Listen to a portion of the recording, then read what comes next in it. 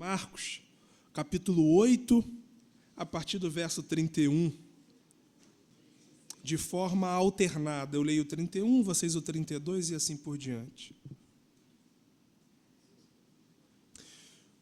Então, começou ele a ensinar-lhes que era necessário que o Filho do Homem sofresse muitas coisas, fosse rejeitado pelos anciãos, pelos principais sacerdotes e pelos escribas, fosse morto e que depois de 3 dias ressuscitasse.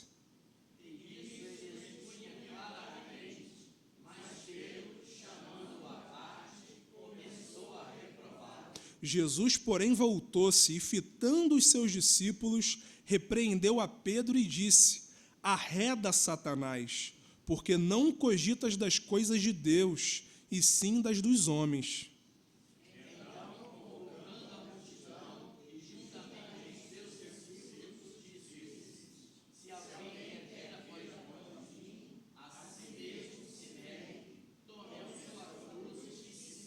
Quem quiser, pois, salvar a sua vida, perdê-la-á.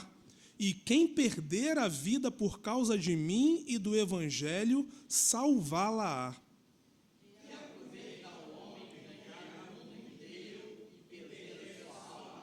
Que daria um homem em troca de sua alma? Todos juntos? Porque qualquer que nesta geração adúltera e pecadora se envergonhar de mim e das minhas palavras, também o Filho do Homem se envergonhará dele, quando vier na glória de seu Pai com os santos anjos. Até aqui, então, o Evangelho de hoje, a palavra de salvação. E temos aqui claramente, né, 2 episódios, 2 passagens. Né, os mais técnicos aí dirão 2 perícopes, esses trechinhos que quase são independentes, mas que cada evangelista vai organizando de acordo com o seu propósito, na escrita do evangelho, na divulgação da mensagem. Então, digamos que é como o roteirista vai montando, né, o enredo da trama de acordo com o seu objetivo, né, de acordo com como ele pretende expor a sua arte. Então, temos aqui 2 perícopes, 2 trechinhos do Evangelho. E eu confesso que assim, essas passagens que Jesus vai predizendo a sua morte, né, isso se repete durante os Evangelhos, não só acontece só dessa vez, né? Ele vai, ao longo da caminhada com os seus discípulos, dizendo, olha, se fosse hoje em dia, falar, vai dar ruim. Vai dar ruim a coisa. Né? O caminho que tá tomando não vai dar coisa boa. E ele, vez ou outra, dizia isso, ó, vou ser preso, vou ser morto, vou ressuscitar ao 3º dia. Mas parece que quando a gente não quer entender uma coisa, né? Tem ouvido, mas não escuta, né? Tem olhos, mas não vê, a gente se fecha naquilo, fica naquela negação, e parece que é isso que acontecia um pouco, né? Com Pedro, principalmente, que era o mais intempestivo, o mais impulsivo, a gente viu aqui, né, nesse episódio. E essas passagens que Jesus prediz a sua morte, me trazem assim, algumas percepções, né? Algumas sensações. Fico com a sensação, às vezes, de que se trata ali de um mestre sincero, sábio, sóbrio, que está entendendo os rumos que as coisas estão tomando, e ele quer ensinar os seus discípulos sobre a dificuldade dos caminhos da vida. Como se ele dissesse, olha, o que vai acontecer comigo, eu quero que vocês já tirem ensinamento sobre como vocês vão trilhar o caminho de vocês também. Né? Por isso que no começo, aqui no verso 31, diz, começou ele a ensinar-lhes. A ensinar-lhes. Esse verbinho a gente poderia traduzir também como prepará-los. Ensinar no sentido de preparo. Né? Começou a preparar-lhes para as dificuldades dos caminhos da vida. Né? Eu tenho essa mesma sensação quando eu escuto aquela música dos Titãs, aquela música Marvin, né, que foi escrita pelo Nando Reis, né, quando quando o cantor diz, né, que o pai, no seu leito de morte, põe a mão no ombro do filho e diz: Marvin, agora é só você, e não vai adiantar, chorar vai me fazer sofrer. Marvin, a vida é para valer. Eu fiz o meu melhor, e o meu destino eu sei de cor. Então, pouco a pouco, parece que Jesus vai passando o bastão já. A minha caminhada vai continuar com vocês, e o meu caminho não é fácil. Então, nesse período da quaresma, né, os evangelhos, os textos que são propostos para a gente meditar, traz isso, põe a gente diante dessas situações, essas passagens que nos fazem mergulhar nesses momentos mais reflexivos de Jesus, mais introspectivos. Né? No texto da semana passada, a gente viu a tentação de Jesus no deserto. Né? Então, esses mergulhos que Jesus faz dentro do seu ministério, dentro do seu propósito, dentro da sua caminhada. Os 3 evangelhos sinóticos, que a gente chama de sinóticos, né? Tem a mesma visão, sinóticos, né? Que é Mateus, Marcos e Lucas, trazem essa mesma sequência de perícope. Né? Primeiro, Pedro confessa que Jesus é o Cristo. A gente não leu essa perícope, mas está antes, imediatamente antes do que a gente leu. Né? Quando Jesus pergunta: quem vocês dizem que eu sou? Aí Pedro diz: tu és o Cristo, Filho de Deus. Né? Aí Jesus fala: nota 10. Nota 10, arrasou. Gabaritou a prova, é isso, eu sou Cristo, Filho de Deus. E nessa sequência, na cena seguinte, Jesus prediz a sua morte. Aí sim a gente começou a ler. Né? Você é rejeitado, você é morto, vou ressuscitar. Né? E aí Jesus repreende a Pedro. E numa terceira cena, Jesus convoca os seus discípulos a carregarem a sua cruz, essa perícope a gente leu também, e a segui-lo. Então, o texto que a gente lê começa com Jesus ensinando, preparando os discípulos para o que acontecia com ele, o que aconteceria com ele logo em seguida. Né? E é curioso, porque ele diz assim, né? A gente pode acompanhar no texto aí: eu serei rejeitado pelos anciãos. Quem são os anciãos? Em grego significa presbíteros. Olha só aí, né? Aqui na igreja a gente tem presbíteros. Jesus negado e rejeitado pelos presbíteros. Mas eu também não fico de fora dessa, não, porque eu serei rejeitado pelos sacerdotes, pelos pastores, né? Pelos padres, né? Serei rejeitado por esses líderes. E pelos escribas, pelos teólogos. Eu estou lascado 2 vezes, né? Como pastor e como teólogo. Eu serei rejeitado por essa nata religiosa que compõe essa liderança, né? Com toda a sua pompa, com toda a sua autoridade. Eles me rejeitarão e me entregarão ao sistema carcerário do Império Romano. Curioso isso. E no verso 32, que é o seguinte ali, Jesus expõe isso abertamente, com franqueza, né, diz o verbo aí, expunha claramente. Como dizemos nas periferias do Rio de Janeiro, Jesus dá o papo reto, sem curva. Né? Papo não tem curva, o papo é reto ali. E Pedro parece que não entende muito bem as coisas, né? Ou rejeita automaticamente. Não, Senhor, não pode ser, não vai acontecer isso contigo. Né? Lá no Evangelho de Lucas, se eu não me engano, Pedro chega a falar: Senhor, tenha misericórdia de si mesmo. Isso não vai acontecer com você. E aí Jesus fala, né? Para trás de mim, Satanás. Ou, traduzindo, Satanás significa adversário.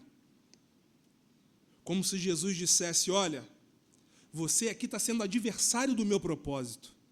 Você não está entendendo o meu caminho e está se colocando como um obstáculo para o caminho que eu tenho que trilhar. Pedro aqui, então, cumpre o mesmo papel que Satanás teve lá na tentação do deserto, não é isso? Satanás tentando convencer Jesus a seguir um caminho fácil. Transforma a pedra em pão. Você não é o filho de Deus? Para que sofrer, pô? Se joga daqui que os anjos vão te abraçar. Né? Vou te dar todo o poder. Satanás lá no deserto, Satanás aqui agora através de Pedro, tentando ser um obstáculo, um adversário do caminho de Jesus. E aí Jesus parece que endurece um pouco mais ainda a mensagem, e aí não se refere somente a Pedro, mas a todos que estavam ali, a multidão, né, como diz no verso 34, e diz: o mesmo destino que eu terei pode alcançar vocês também. O discipulado de Jesus trazia consigo a possibilidade de dar aos seus discípulos e discípulas o mesmo caminho de sofrimento, de perseguição, julgamentos, condenações, e de fato foi o que aconteceu, né? Depois da morte de Jesus, aqui ou ali, no primeiro e no segundo século, muitas comunidades cristãs foram perseguidas, mortas, condenadas, né, a pena capital. Então Jesus já dizia, falando abertamente: quem quiser vir após mim, negue-se a si mesmo, toma a sua cruz e vem atrás de mim, siga-me. Siga-me.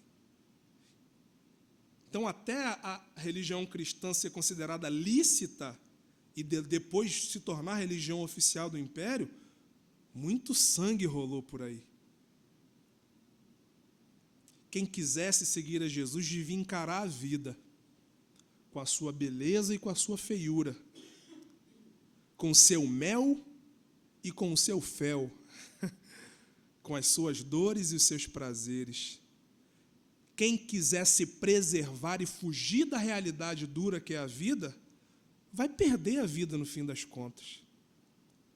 Mas aquele que estiver pronto para perder um pouco de si, perder um pouco do seu eu, pode ganhar essa vida. Quem quiser salvar a sua vida, perdê-la-á. Quem quiser perder a sua vida por amor da minha causa, esse salvará a sua vida. Mensagem forte, né? Difícil. Mas é isso. O seguimento de Jesus é esse caminho. E aí, pensando um pouco, refletindo um pouco sobre esse encontro, esse diálogo, esse ensinamento de Jesus, me chamou a atenção no verso 32 esse advérbio, né? E ele expunha claramente sobre o seu destino, sobre a sua sina, né? O verbo grego lá é o parresiai, que deu origem à palavra portuguesa parrésia. Parrésia é uma habilidade de oratória quando você é hábil a falar com sinceridade, a dizer tudo às claras, sabe? A pessoa que tem o dom de ser claro naquilo que ela fala. Temos advogados aqui, né? Então, assim, pessoas que têm essa habilidade de ser claro naquilo, de expor as suas ideias. Aí a parrésia, né? Essa retórica franca, ousada. Jesus usa dessa retórica para falar do seu caminho, de forma clara e aberta. Tá certo que sinceridade demais também pode ser perigoso, né? Tem o famoso sincericídio, né? A pessoa que usa da sua habilidade de ser sincera para machucar as pessoas, né? Não, eu sou assim mesmo, eu falo na cara, eu sou sincera, né? Aí é um outro extremo perigoso também. Contudo, quando a gente cala a todo instante, é tão nocivo quanto. Quando a gente se fecha, guarda, não põe em palavras, é tão nocivo quanto. Não à toa, né? A gente vê doenças que se somatizam, não é isso? É a consequência de rancores e dilemas e problemas acumulados que não tem por onde sair. E se manifesta fisicamente, não é isso? problema de pele, dor de cabeça frequente, constante. É o calar demais. Através da fala, do diálogo, da conversa, mal entendidos podem ser desfeitos, nós podem ser desatados, acordos podem ser feitos, relacionamentos podem ser refeitos.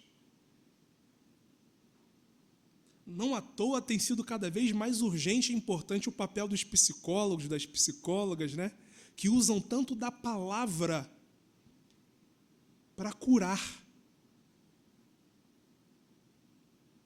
Quando a gente fala sobre aquilo que nos angustia, que nos machuca, a gente entende melhor a situação pela qual a gente está falando, pela qual a gente está passando. A gente entende melhor a nós mesmos quando você fala, né?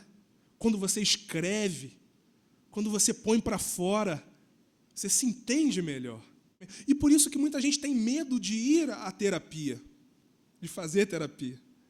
Porque é você se ver, né? E se ver é complicado, não é muito fácil isso. Uma amiga minha, que é psicóloga, com essa coisa dos outros ter medo de terapia, né? Ela conta que às vezes ela está num primeiro encontro com alguém, assim, né? Um encontro afetivo. Aí a pessoa pergunta para ela assim: e você trabalha com o quê? Aí ela fala assim: eu sou analista. Aí, dependendo da reação corporal da pessoa, ela fala analista de sistemas.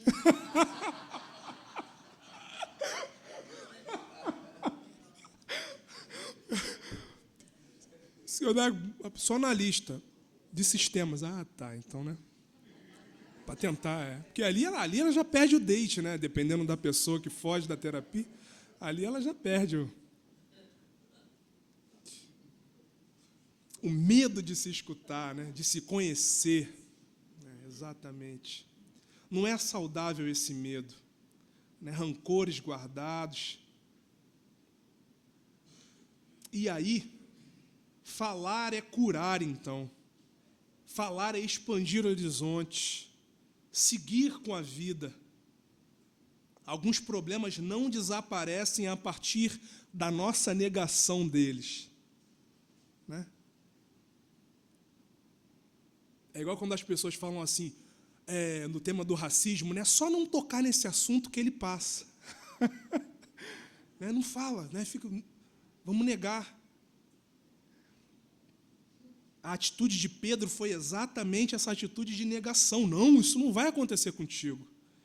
Diferente dele, a atitude de Jesus foi de enfrentamento corajoso e sincero do problema que ele havia de enfrentar. Por isso, ele falava abertamente, francamente, claramente. E uma segunda coisa, e com essa segunda coisa eu já vou encerrando, que me chamou a atenção foi nessa segunda perícope, sobre essa fala de Jesus, de quem quiser preservar a sua vida vai perdê-la, e quem quiser perder um pouco da sua vida vai salvá-la. Interessante que essa coisa de perdas e ganhos, né, relacionada à vida, a palavrinha grega aqui para a vida é psique. Olha só. Psique. Trata-se da vida interior, desse eu interno, que tem que lidar com esse turbilhão de emoções que povoam as nossas dimensões conscientes e inconscientes.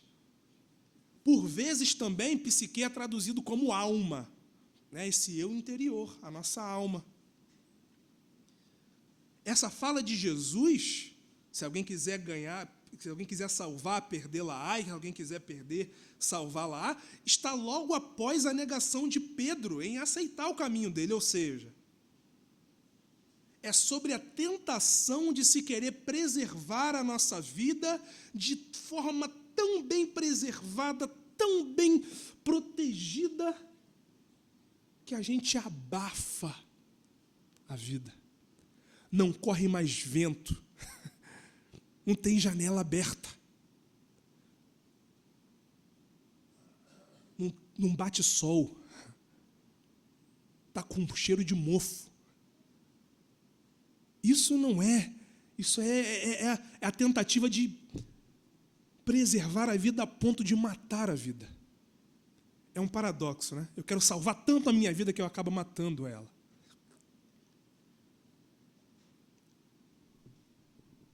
Medo. Medo. De trocar de profissão, medo de se mudar de bairro, medo de dizer não. Medo de dizer não. E às vezes, e eu acho que isso é até pior, tendo um filho agora pequeno, eu tenho esse medo de transferir os meus medos para o João Vitor, né? Aconteceu uma transferência, assim. Uma vez, conta-se, né, que a mãe chegou no médico e falou: doutor, meu filho ele fica muito doente. Ele tem imunidade muito baixa. Qualquer coisa ele fica resfriado, qualquer coisa ele pega a doença. Aí o médico perguntou para ela: ele convive com outras crianças? Não, a gente tem medo porque aqui, né, é muito perigoso, a gente fica mais no nosso apartamento. Ele brinca no parquinho, você leva ele na lagoa aqui para brincar, no escorrego. Não, é complicado porque, né, tem toda uma logística e tal. Seu filho já andou descalço na terra? Já meteu a mão na terra, passou na cara? Não, Deus me livre, doutor. Imagina só o número de doenças, de bactérias. Aí o médico fala assim: seu filho está padecendo, está precisando de vitamina S, de sujeira. Não vive, né? É o excesso de proteção, é o excesso de... Não pode. Ai, a Juju, nossa menina. A Fernanda, meu Deus, fora do país, Senhor do céu. Até anteontem eu fazia o Nescau dessa menina, agora... De vez em quando a vida exige da gente uma aberturazinha para... Não é? Foi fácil a separação da filha que foi para Lisboa, não foi? Não é? Exatamente. Como já dizia o poetinha, quem já passou por essa vida e não viveu, pode ser mais, mas sabe menos do que eu, porque a vida só se dá para quem se deu, para quem amou, para quem chorou, para quem sofreu. Acontece que, infelizmente, muitos são os fatores, né, que podem nos impedir de viver a vida. A gente tem que ficar atento a isso, né, porque isso atinge a todos e todas nós. Nosso eu, essa psique, é formado por muitos eus. Nossa vida é formada por muitas vidas. Então, alguns desses eus nossos têm que morrer mesmo, para que outros eus possam viver. Os eus que são frutos de opressões que a gente viveu, relacionamentos abusivos, conjugais, no trabalho, na vida acadêmica, que tem pra caramba também, na escola, né? Quando a criança sofre bullying, né? É o eu dela, é um eu dela ali que está sendo esmagado, amassado. Aí ela murcha, né? Ela murcha, ela fica triste, ela não tem força nem para reagir ao bullying que ela está sofrendo. Esses eus nossos que sofreram ao longo do tempo, que nos tornam, às vezes, dependentes, temerosos, inseguros, tem que perder esses eus aí. Essa vida, a gente tem que perder para achar outras vidas. Não preservemos os traumas que temos, vamos encará-los, tomar a nossa cruz e vamos em frente, vamos caminhando. Se eles estão nos impedindo de viver, retirando o valor da nossa vida, que percamos essas vidas. A vida é para ser vivida. Como diz o pai do Marvin, a vida é para valer. Façamos valer a vida e que Deus nos abençoe. Amém.